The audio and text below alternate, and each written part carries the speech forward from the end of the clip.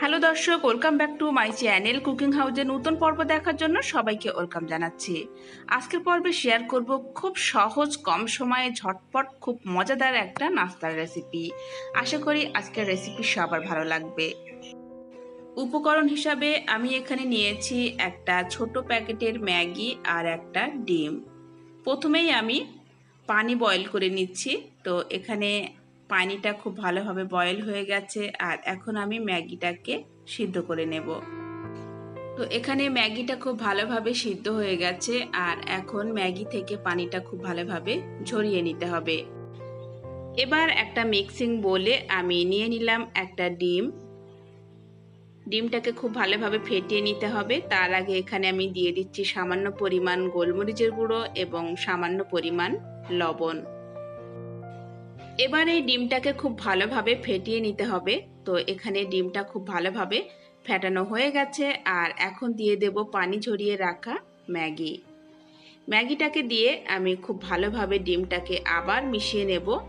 এখানে আর কিছুই মেশানোর প্রয়োজন নেই, তবে আপনারা চাইলে কিন্তু এখানে ডিমের পরিমাণটা বাড়িয়ে দিতে পারেন। তো এখানে আমি খুব ভালোভাবে ডিম আর ম্যাগিটাকে মিশিয়ে নিয়েছি।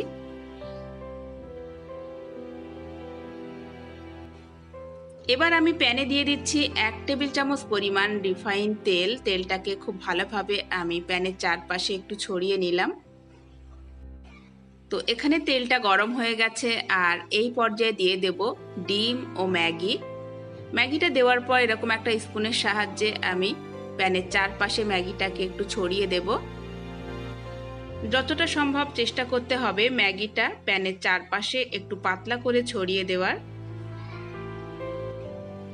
তো মোটামুটি আমি ম্যাগিটাকে প্যানের চারপাশে সুন্দর করে একটু সেটিং করে দিয়েছি আর এখন উপর থেকে ছড়িয়ে দিচ্ছি টমেটো কুচি আর কাঁচা লঙ্কা কুচি। আপনারা চাইলে এখানে অন্যান্য ভেজিটেবলও অ্যাড করতে পারেন, যেমন গাজর, ক্যাপসিকাম। তো আমি এখানে শুধুমাত্র টমেটো আর কাঁচা লঙ্কা দিয়ে দিচ্ছি। আর লঙ্কাটা আপনারা আপনাদের পছন্দ মতো দিয়ে দেবেন, যে যেরকম ঝাল পছন্দ করেন। তো এখানে একটা পিঠ হয়ে গেছে, আমি মোটামুটি 1 মিনিটের মতো ভেজে নিয়েছি নিচের পিঠটা। এখন আমি এটা উল্টে দেব। তো খুব সুন্দর একটা কালার চলে এসেছে আর এখন আমি এই পিঠটাকেও ঠিক এরকম কালার করে ভেজে নেব। আর এটা হতে কিন্তু খুব বেশি সময় লাগবে না, কারণ ম্যাগিটা আগে থেকেই বয়েল করা আছে। তো ঝটপট এটা আপনারা বানিয়ে ফেলতে পারবেন। আমি এখন এই পিঠটাও উল্টে দিলাম। এই পিঠটাও সুন্দর একটা কালার এসছে আর এখন কিন্তু এটা অলমোস্ট রেডি। আর এখন আমি এটা একটা প্লেটে নামিয়ে নেব আর অবশ্যই এটা গরম গরম পরিবেশন করবেন। এটা বাচ্চারা খেতে অনেক বেশি পছন্দ করবে। তো আপনারা খুব ঝটপট মজাদার একটা নাস্তা বানিয়ে ফেলতে পারবেন খুবই সামান্য উপকরণ দিয়ে। তো আশা করছি আমার আজকের রেসিপিটি অন্যান্য রেসিপির মতো আপনাদের ভালো লেগেছে। ভালো লাগলে অবশ্যই লাইক দেবেন, ফ্রেন্ড অ্যান্ড ফ্যামিলির সাথে রেসিপিটি শেয়ার করবেন এবং সেই সাথে এরকম মজার মজার রেসিপি পাওয়ার জন্য আমার চ্যানেলটিকে অবশ্যই সাবস্ক্রাইব করে রাখবেন।